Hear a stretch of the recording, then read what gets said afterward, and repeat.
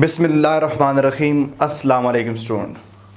I am Professor Nasar Ahmed Nassar and you are watching my YouTube channel Chemistry Super King. Dear student, we are in ETA series.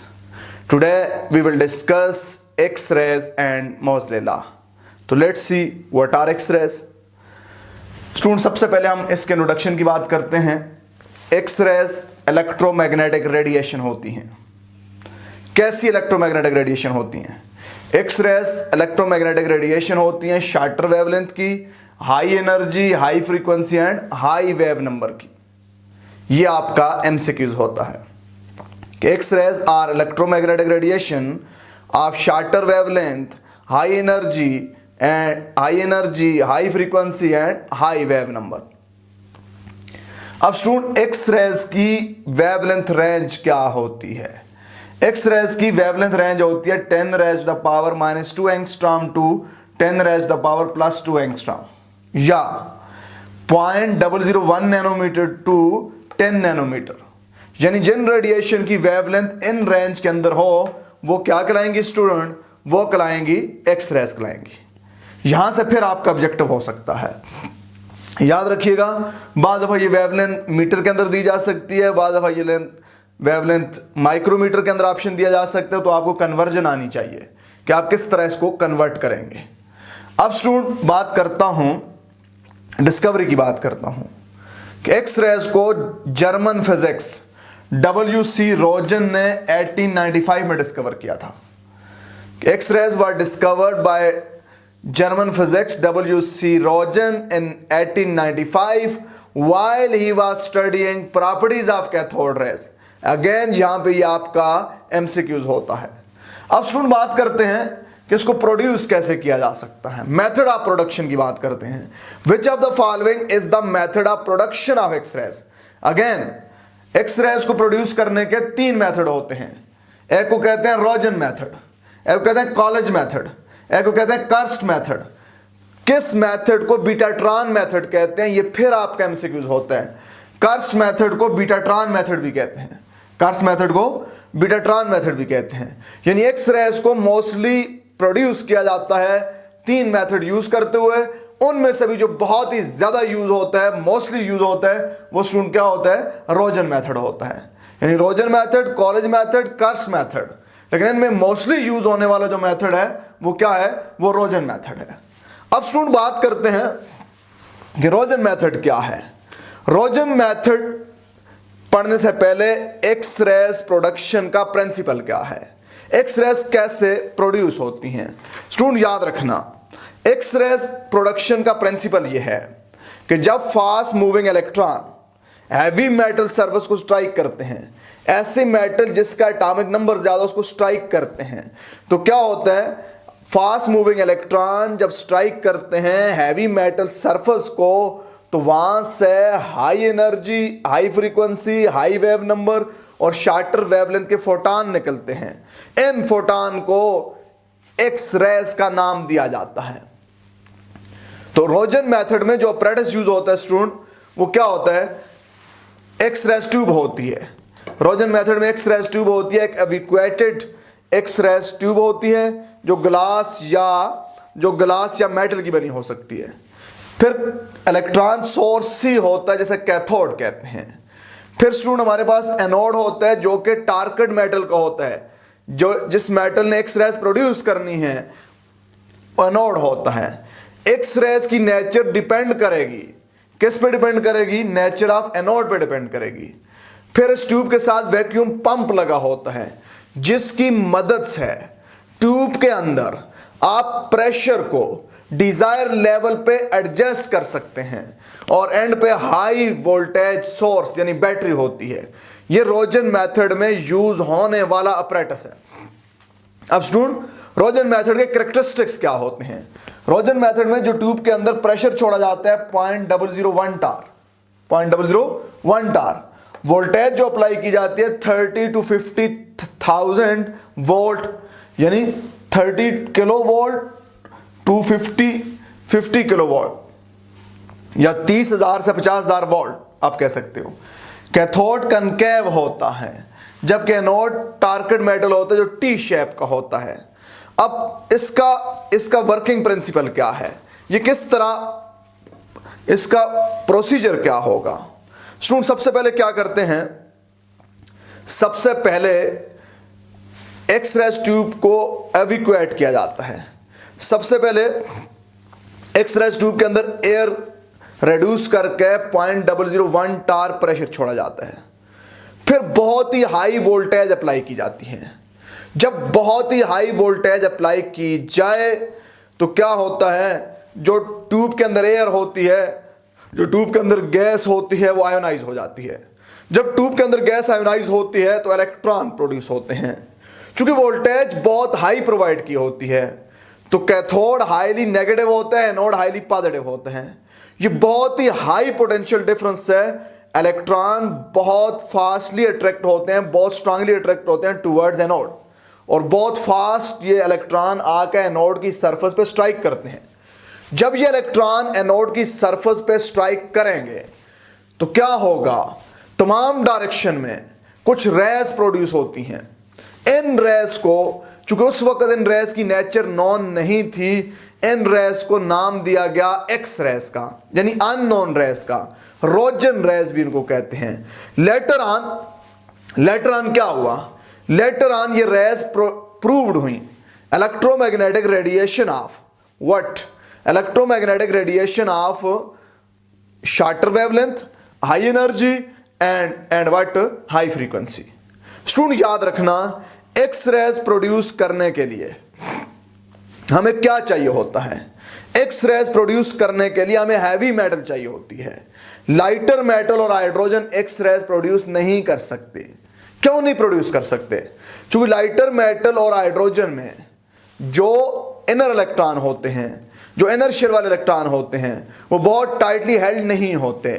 जब high energy electron in metal को, lighter metal को या hydrogen के atom को strike करता है, जब inner electron knock out हो जाता है, उसकी जगह फिल करने के लिए जब इलेक्ट्रॉन हायर शेल से नीचे जंप करता है, इससे जो रेडिएशन निकलती हैं उनकी वेवलेंथ इतनी कम नहीं होती कि वो एक्स रेज रीजन में लाया करे। लाइटर एलिमेंट और हाइड्रोजन के केस में जब हाई वेलोसिटी इलेक्ट्रॉन स्ट्राइक करेंगे, इनर इलेक्ट्रॉन जब निकलेगा, उसकी जगह हायर शेल से जब इलेक्ट्रॉन आएंगे, उससे जो रेडिएशन प्रोड्यूस होंगी वो या तो इंफ्रारेड रीजन में होंगी, या विजिबल रीजन में होंगी, या अल्ट्रावायलेट रीजन में होंगी। तो स्टूडेंट अब इसके मैकेनिज्म को समझते हैं कि एक्स रेज प्रोडक्शन का मैकेनिज्म क्या होता है। स्टूडेंट एक्स रेज कैसे प्रोड्यूस होती हैं, हमारे पास हैवी मेटल का एटम होता है। हैवी मेटल के एटम में इलेक्ट्रॉन डिफरेंट शेल में अरेंज होते हैं। लेट्स सपोज इलेक्ट्रॉन अरेंज होते हैं in K shell, in L shell, in M shell, in N shell, उसमें डिफरेंट शेल्स होते हैं। चूंकि हैवी मेटल में नंबर ऑफ इलेक्ट्रॉन ज़्यादा होते हैं, चूंकि एटॉमिक नंबर ज़्यादा होता है। लेट हमारे पास एक हैवी मेटल है जिसके इलेक्ट्रॉन अरेंज है K shell, L shell, M shell, N shell etcetera. जब हैवी मेटल एटम को हाई एनर्जी इलेक्ट्रॉन स्ट्राइक करेगा तो वो इसके इनर इलेक्ट्रॉन को नॉकआउट कर सकता है। ये इनर इलेक्ट्रॉन के शेल का हो सकता है, ये इनर इलेक्ट्रॉन एल शेल का हो सकता है, ये इनर इलेक्ट्रॉन एम शेल का हो सकता है। लेट ये इलेक्ट्रॉन जो रिमूव हुआ वो के शेल से हुआ। जब ये इलेक्ट्रॉन के शेल से रिमूव हो गया तो के शेल के अंदर क्या हो जाएगी, वैकेंसी क्रिएट हो जाएगी। अब इस वैकेंसी को फिल करेंगे इलेक्ट्रॉन फ्रॉम एल, एम और एन शेल। हायर एनर्जी के शेल से इलेक्ट्रॉन यहां पे आएगा।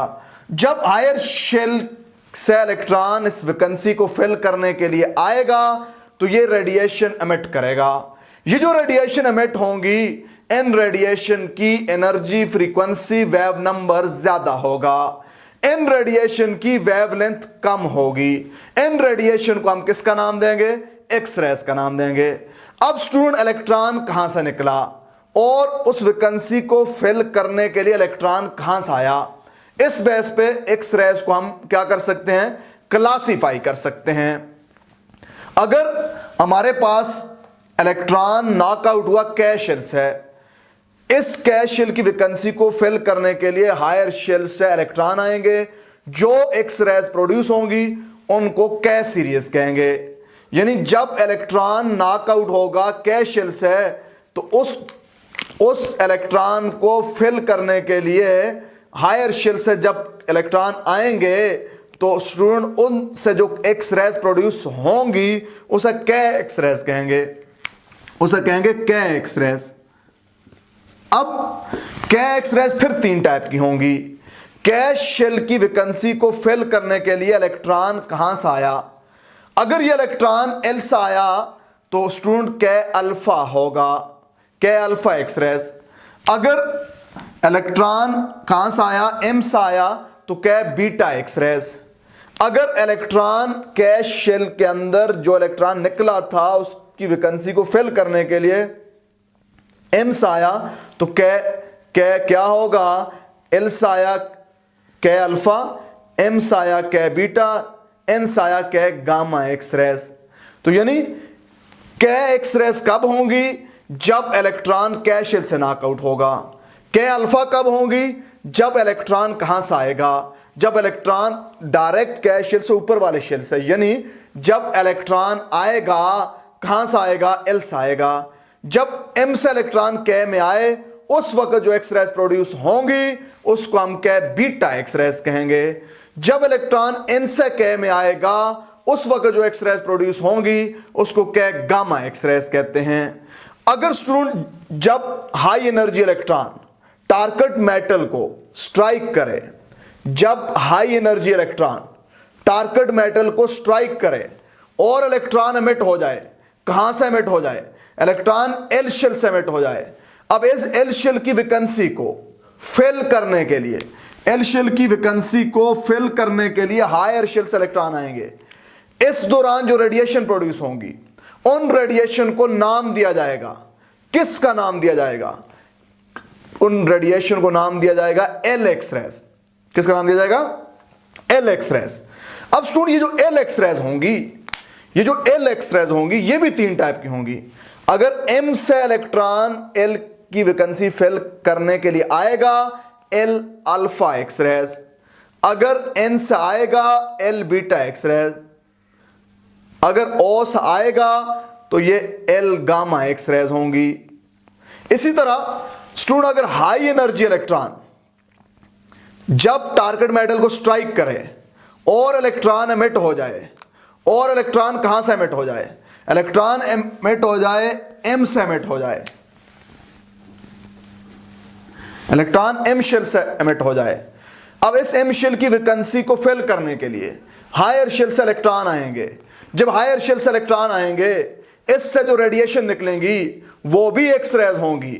अब इनको कौन सी एक्स रेज का नाम दिया जाएगा? इनको नाम दिया जाएगा M x raise. M x raise भी 3 टाइप्स की होंगी। कौन सी 3 टाइप की होंगी? M alpha x raise, M beta x raise, M gamma x raise. अगर एम शेल की वैकेंसी फिल करने के लिए एन से इलेक्ट्रॉन आए तो एम अल्फा, ओ से आए एम बीटा, पी से आए एम गामा। तो स्टूडेंट इस तरह एक्स रेज की जनरली ये 3 सीरीज होती हैं। K series, L series and M series. अब आपको आइडिया हो जाना चाहिए कि अल्फा एक्स रेज का क्या मतलब होता है, कै अल्फा का क्या मतलब होता है, एल एक्स रेज का क्या मतलब होता है, L alpha, L beta, L gamma का क्या मतलब होता है, एम एक्स रेज का क्या मतलब होता है, M alpha, M beta, M gamma का क्या मतलब होता है। स्टूडेंट इससे एमसीक्यूज आता है। इससे 2 तरह के एमसीक्यूज आते हैं। एक एमसीक्यूज आता है M beta x raise are produce, M beta x raise are produce which of the following could be the electronic transition. M beta x raise produce हुई, इलेक्ट्रॉनिक ट्रांजिशन क्या है? मेरे पास पहला ऑप्शन होता है N4 to N3, दूसरा option होता है N2 to N1, N2 to N1, तीसरा ऑप्शन मेरे पास होता है N3 to N1 कि हमारे पास क्या हुआ, M beta x raise produce हुई। कौन सी ट्रांजिशन है? एक ऑप्शन होता है नन ऑफ दिस। अब स्टूडेंट आपने गौर करना है, एम तीसरा शेल है, चौथे शेल से अगर तीसरे में आएगा तो एम अल्फा, पांचवें से अगर तीसरे में आएगा तो एम बीटा। तो यहां पे कौन सा ऑप्शन बनना चाहिए? नन ऑफ दीज का ऑप्शन बनना चाहिए। इस तरह का एमसीक्यूज होता है। या स्टूडेंट आपको कहा जाता है, एक ट्रांजिशन दी जाती है कि electron jump from n4 to n2, electron jump from n4 to n2 shell, which of the following could be the x raise, कौन सी एक्स रेज हो सकती हैं। आपको दी हुई है ट्रांजिशन, पूछा हुआ है कौन सी एक्स रेज हो सकती हैं। स्टूडेंट जब पहले शेल से इलेक्ट्रॉन, जब लोअर शेल फर्स्ट शेल हो तो फिर क एक्स रेज होती हैं, जब दूसरा हो तो एम होती हैं। अब हमारे एल होती हैं, एल एक्स रेज होती हैं। अब हमारे पास 4 से सेकंड आया है तो सेकंड का मतलब एल एक्स रेज है ये। अब थर्ड से सेकंड में आएगा अल्फा एल एक्स रेज, अगर 4 से आया तो beta L beta x raise. अब ये हमारे पास क्या है, एल बीटा एक्स रेज होंगी। तो स्टूडेंट इस तरह का एमसीक्यूज यहां से आया करता है। अब स्टूडेंट एक तीसरी नेचर का एमसीक्यूज होता है, हमारे पास एक तीसरी नेचर का एमसीक्यूज यहां से आया करता है। हमारे पास अल्फा एक्स रेज है, बीटा एक्स रेज है, गैमा एक्स रेज है ए की सीरीज की, या हमारे पास के एक्स रेज है, हमारे पास एल एक्स रेज है, हमारे पास एम एक्स रेज है। अगर हमारे पास हायर शेल और लोअर शेल की जब मैं बात करता हूं, पिछले सेशन में मैंने डिटेल में डिस्कस किया था, जब n1 कम होगा, याद रखिएगा, जब n1 कम होगा तो क्या था, n1 कम होने से वेवलेंथ कम, एनर्जी ज्यादा, n2 ज्यादा होने से वेवलेंथ कम, एनर्जी फ्रीक्वेंसी वेव नंबर ज्यादा। अब इस कॉन्सेप्ट को यूज करना, K x raise, L x raise और एम एक्स रेज कौन सी एनर्जेटिक है, जिसका n1 कम होगा। n1 किसका कम है, के का कम है, तो के एक्स रेज एल और एम एक्स रेज के मुकाबले में ज्यादा एनर्जेटिक है। स्टूडेंट ये आपका एमसीक्यूज है, यानी K x raise are more energetic than L x raise which are more energetic than M x rays. ए की सीरीज के अंदर जब हम बात करेंगे alpha x rays, beta x rays and gamma x rays, चूंकि जब ए की सीरीज में बात करेंगे तो n1 सेम होगा। अब कौन सी ज्यादा एनर्जेटिक होगी, चूंकि के अल्फा, के बीटा और के गैमा तीनों में n1 1 है, लोअर शेल 1 है। अब के अल्फा में हायर शेल 2 है, के बीटा में हायर शेल 3 है, के गामा में हायर शेल 4 है। तो अब किसकी एनर्जी ज्यादा होगी। स्टूडेंट मैंने आपको पढ़ाया है n2 जिसका ज्यादा होगा। K gamma x raise are more energetic than K beta x raise which are more energetic than K alpha x rays. यानी अल्फा, बीटा और गामा में से सबसे ज्यादा एनर्जी गामा की होगी, फिर बीटा की होगी, फिर अल्फा की होगी। जबकि के एल एम एन में से के सबसे ज्यादा, फिर एल और फिर एम सबसे ज्यादा एनर्जेटिक हुआ करेगा। तो स्टूडेंट ये एक्स रेज की प्रोडक्शन और उसके साथ रिलेटेड कुछ टेक्निकलिटीज थी। बात करता हूं प्रॉपर्टीज ऑफ एक्स रेज की, बात करता हूं। स्टूडेंट बात करते हैं properties of x raise, x raise की क्या प्रॉपर्टीज होती हैं। जब स्टूडेंट हम एक्स रेज की प्रॉपर्टीज की बात करते हैं तो हमारे पास ईटा के अंदर एमसीक्यूज होता है, which of the following is the properties of x raise, which of the following is not the properties of x raise. कौन सी एक्स रेज की प्रॉपर्टी होती है और कौन सी एक्स रेज की प्रॉपर्टी नहीं होती, तो हमें प्रॉपर्टीज का पता होना जरूरी है। पहली प्रॉपर्टी है student, x raise travel in a straight line with the velocity of light. X-rays straight line में ट्रेवल करती हैं वेलोसिटी ऑफ लाइट के साथ। X raise are charge less rays, x raise पे कोई चार्ज नहीं होता, एक्स रेज पे कोई भी चार्ज स्टूडेंट क्या होता है, नहीं होता। एक्स रेज मैग्नेटिक और इलेक्ट्रिक फील्ड में डिफ्लेक्ट नहीं होती क्योंकि इन पे कोई चार्ज ही नहीं हुआ करता। एक्स रेज गैसेस को आयोनाइज कर सकती हैं। आयोनाइजेशन पोटेंशियल एक्स रेज की इंटेंसिटी पे डिपेंड करेगा कि कितनी इंटेंसिटी है, उसके हिसाब से आयोनाइजेशन होगी। एक्स रेज फ्लोरेसेंस काज कर सकती है in material like rock salt, like uranium, like glass, compound of calcium and barium, इनमें फ्लोरेसेंस काज कर सकती है।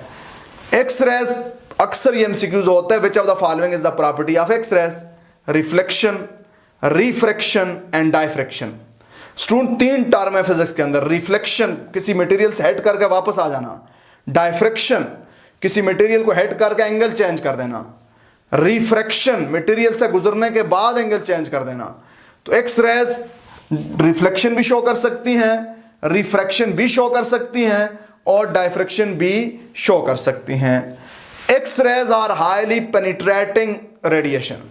एक्स रेज उन मटेरियल से भी पास हो जाती हैं जो ऑर्डिनरी लाइट के लिए ओपेक होते हैं, जिनसे ऑर्डिनरी लाइट पास नहीं हो सकती। For example would, for example flash यानी गोश्त, वहां से भी ये क्या हो जाती हैं, पास हो जाती हैं। अब student x rays photographic plate को ब्लैकन कर देती हैं। X rays blacken the photographic plate. Student क्या होता है, X rays blacken the photographic plate. X rays photographic plate को ब्लैकन करती हैं। These are some properties of x rays. ये कुछ प्रॉपर्टीज थी एक्स रेज की। स्टूडेंट इसके यूजेस पे बात करते हैं। स्टूडेंट बात करते हैं uses of x raise. X rays कहाँ पे यूज हो सकती हैं, इस पे भी आपका ऑब्जेक्टिव हो सकता है। स्टूडेंट एक्स रेज का बहुत ही इंपॉर्टेंट यूज है in the field of medical. चूंकि एक्स रेज की penetration power through skin, through flash, through bone different होती हैं। एक्स रेज बोन से पास नहीं हो सकती। तो एक्स रेज की इन डिफरेंट पेनिट्रेशन पावर को यूज करके हम फ्रैक्चर बोन के अंदर लोकेट कर सकते हैं। ये इसका पहला यूज है कि X raise are used to locate fracture in the bones because X raise की स्किन, फ्लैश और बोन से पेनिट्रेशन पावर और एक्सटेंट ऑफ पेनिट्रेशन डिफरेंट हुआ करता है। दूसरा यूज, एक्स रेज को यूज किया जाता है technique called X rays diffraction to determine the crystalline nature of substance. Student x rays को यूज करके आयनिक कंपाउंड के आयन के दरमियान डिस्टेंस मेजर किया जाता है। इस डिस्टेंस को मेजर करने के लिए जो इक्वेशन यूज होती है उसे ब्रैग इक्वेशन कहते हैं।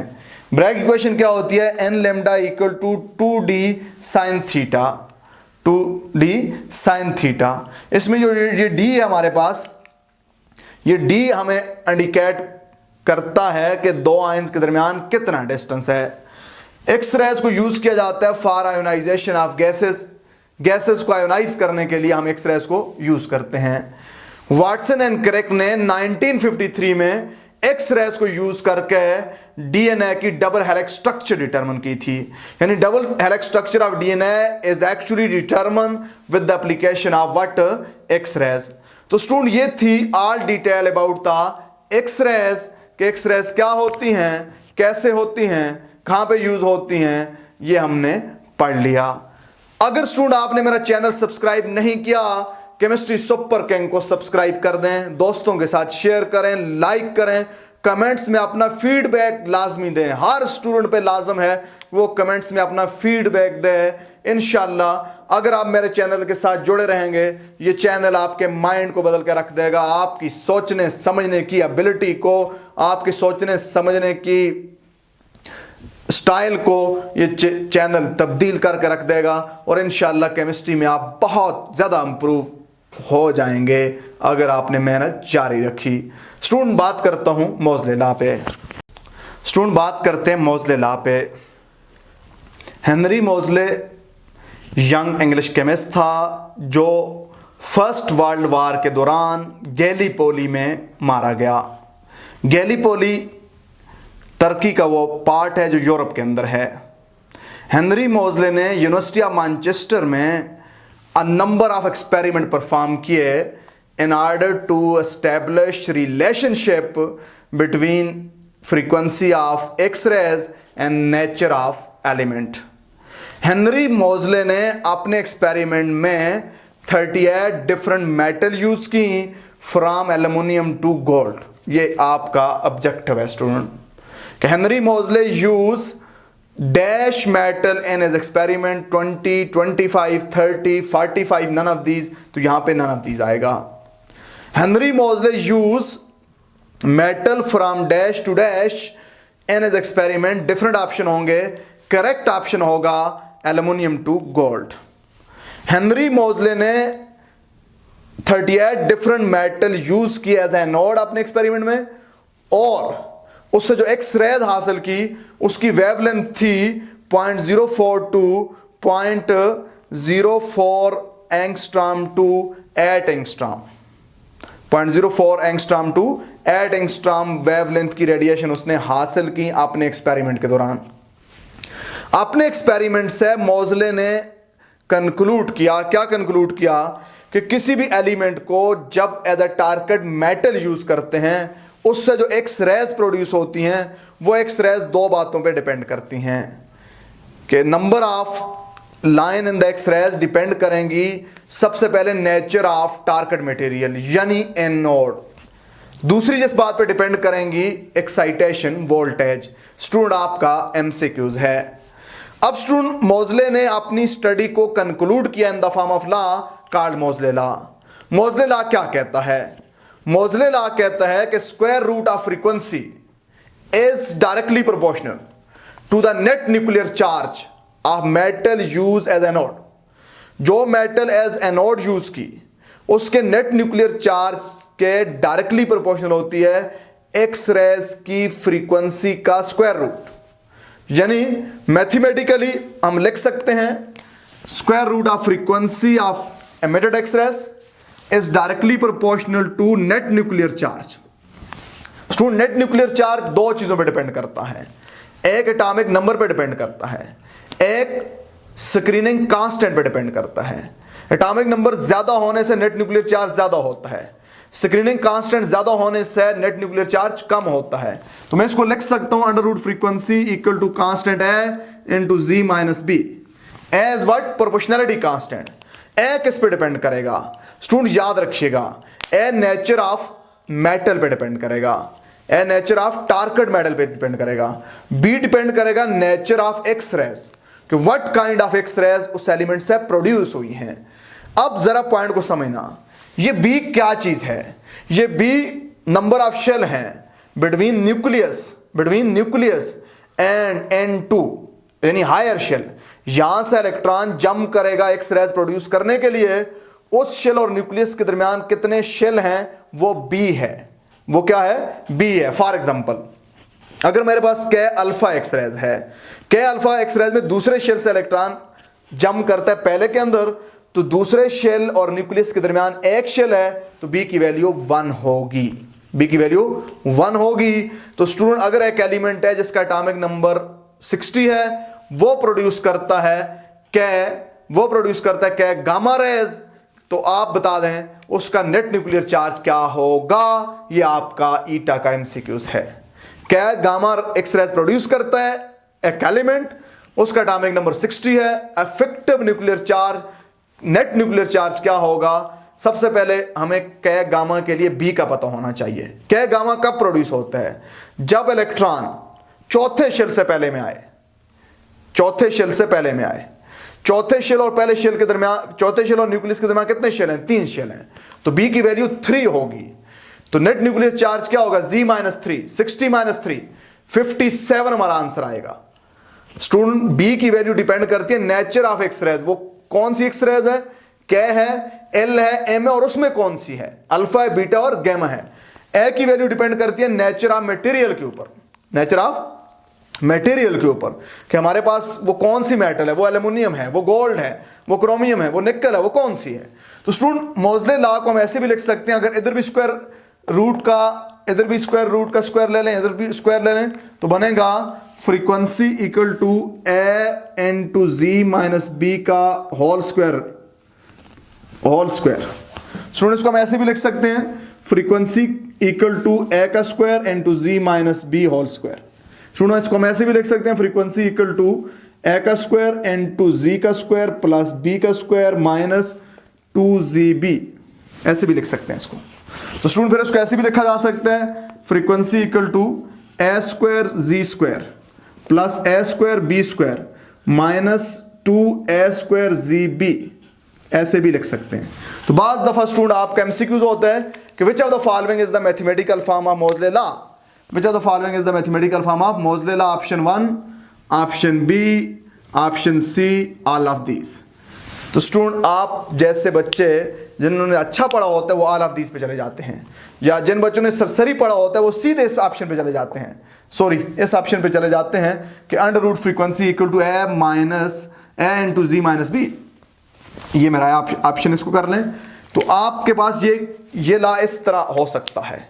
तो आपने मोज़ले लॉ से आपको पता होना चाहिए कि बी की वैल्यू किस तरह कैलकुलेट करते हैं। मोज़ले लॉ से आपको पता होना चाहिए कि नंबर ऑफ एक्स रेज कौन सी लाइन प्रोड्यूस होगी, किस बात पे डिपेंड करती है, नेचर ऑफ मेटल पे डिपेंड करती है, एक्साइटेशन वोल्टेज पे डिपेंड करती है। अब स्टूडेंट मोज़ले ने कितनी मेटल यूज की थी, 38 यूज की थी। आप मोज़ले के पास जो वेवलेंथ रेंज आई थी वो कहाँ से कहाँ आई थी, 0.04 एंगस्ट्रॉम टू 8 एंगस्ट्रॉम आई थी, ये आप लिख सकते हैं। फिर उसकी मैथमेटिकल फॉर्म क्या है, याद रखना स्टूडेंट, मोज़ले लॉ की एप्लीकेशन क्या है, मोज़ले लॉ की एप्लीकेशन क्या है। मोज़ले लॉ की एप्लीकेशन पे बात करता हूं स्टूडेंट। बात करते हैं application of Moseley law. Moseley law has the following application. Number 1, Moseley law से एटॉमिक नंबर का कॉन्सेप्ट इंट्रोड्यूस हुआ। मोज़ले लॉ से ये बात कंक्लूड की गई कि atomic number is the fundamental property of element, not the atomic weight. तो मोज़ले की स्टडी की बेस पे पीरियोडिक टेबल को एटॉमिक नंबर पे अरेंज किया गया, यानी modern periodic table is the application of Moseley law. Modern periodic table is the application of Moseley law, ये पहली एप्लीकेशन है। स्टूडेंट दूसरी एप्लीकेशन, जब एलिमेंट को एटॉमिक नंबर की बेस पे अरेंज किया गया तो पीरियोडिक टेबल में बहुत सारे एलिमेंट की इनकरेक्ट पोजीशन ऑटोमेटिक करेक्ट होगी, यानी Moseley law help in the correction of incorrect position of element in the periodic table. जब एलिमेंट को एटॉमिक नंबर की बेस पे अरेंज किया गया, बहुत सारे एलिमेंट की इनकरेक्ट पोजीशन ऑटोमेटिक करेक्ट होगी। फॉर एग्जांपल, मेंडेलीव के पीरियोडिक टेबल में आर्गन पहले था, पोटेशियम बाद में था। आर्गन का एटॉमिक वेट 40 था, पोटेशियम का एटॉमिक वेट 39 था, जो इंक्रीजिंग एटॉमिक वेट रूल के अगेंस्ट था। जब मोज़ले ने एटॉमिक नंबर की बेस पे एलिमेंट को अरेंज किया तो ये पोजीशन ऑटोमेटिक करेक्ट होगी। किस तरह करेक्ट होगी, आर्गन का एटॉमिक नंबर 18, पोटेशियम का एटॉमिक नंबर 19, तो ये पोजीशन ऑटोमेटिक क्या होगी स्टूडेंट, करेक्ट होगी। ये दूसरी एप्लीकेशन थी मोज़ले लॉ की। तीसरी application, Moseley law had led the discovery of many new element. Moseley ने एलिमेंट, नॉन एलिमेंट की एक्स रेज की फ्रीक्वेंसी और एटॉमिक नंबर के दरमियान ग्राफ बनाया। उस ग्राफ की मदद से मोज़ले ने अननोन एलिमेंट की पोजीशन, पीरियोडिक टेबल में पोजीशन और प्रॉपर्टी प्रेडिक्ट की, और लेटर ऑन जब वो एलिमेंट डिस्कवर हुए तो वो मोज़ले की प्रेडिक्शन ट्रू साबित हुई, यानी Moseley predicted the position and property of element in the periodic table from the relationship of frequency of x rays and atomic number of then known element. उस वक्त जो नॉन एलिमेंट थे उनकी X raise की frequency और atomic number की मदद से जो एलिमेंट अभी डिस्कवर नहीं हुए थे, पीरियोडिक टेबल में उनकी पोजीशन और प्रॉपर्टी मोज़ले ने प्रेडिक्ट की, जो लेटर ऑन ट्रू साबित हुई। ये मोज़ले की लॉ की तीसरी एप्लीकेशन थी। चौथी एप्लीकेशन स्टूडेंट याद रखना, मोज़ले ने एटॉमिक नंबर मार्क किए रेयर अर्थ मेटल को और पीरियोडिक टेबल में उनकी पोजीशन डिजाइन की। रेयर अर्थ मेटल का क्या मतलब है, लेंथेनाइड और एक्टानाइड। लेंथेनाइड और एक्टानाइड की पोजीशन और उनको एटॉमिक नंबर असाइन किए मोज़ले ने। ये आपका ईटा का एमसीक्यूज होता है कि रेयर अर्थ मेटल को एटॉमिक नंबर किसने असाइन किए, डिफरेंट ऑप्शन होते हैं। रेयर अर्थ मेटल यानी लेंथेनाइड और एक्टानाइड यानी एफ ब्लॉक एलिमेंट को पीरियोडिक टेबल की मेन बॉडी से आउट प्लेस किया। किसने प्लेस किया, मोज़ले ने प्लेस किया। तो स्टूडेंट ये मोज़ले के लॉ के 4 मेन एप्लीकेशन थी। इसके साथ ही हमारा आज का सेशन खत्म हुआ। स्टूडेंट इस मेरी वीडियो को केयरफुली देखें, जहां पे प्रॉब्लम हो क्वेश्चन पूछें। इंशाल्लाह संडे वाले दिन, आने वाले संडे को इस से पहले जितने भी क्वेश्चन आ चुके हैं उसका आंसर किया जाएगा। अगर अभी तक मेरा चैनल आपने सब्सक्राइब नहीं किया, सब्सक्राइब इट राइट नाउ और अपने फीडबैक से लाजमी आगाह कीजिएगा। स्टूडेंट, आपको किसी दूसरे चैनल के साथ लिंक होने की जरूरत नहीं है। केमिस्ट्री में आप कंपेयर कर सकते हो, फॉर अपनी सेटिस्फेक्शन के लिए आप कंपेयर कर सकते हो, लेकिन मेरी गाइडलाइन है जिस चैनल के साथ जुड़े रहिए, एक के साथ ही जुड़े रहिए ताकि आप कंफ्यूजन से बच सकें। तो इंशाल्लाह केमिस्ट्री का पूरा सिलेबस भी कवर होगा और इसमें किसी किस्म का कोई प्रॉब्लम भी नहीं होगा। हर चैप्टर के बाद मैं ईटा प्रीवियस पेपर के सारे एमसीक्यूज भी सॉल्व करता हूं। अगर आप न्यू व्यूअर हैं, अगर आप न्यू सब्सक्राइबर हैं, प्लेलिस्ट में जाइएगा, ईटा सीरीज 1 के नाम से जितने भी प्लेलिस्ट मौजूद हैं उसकी वीडियो आप देख सकते हैं। Thank you very much. Stay at home, stay safe, have a nice day.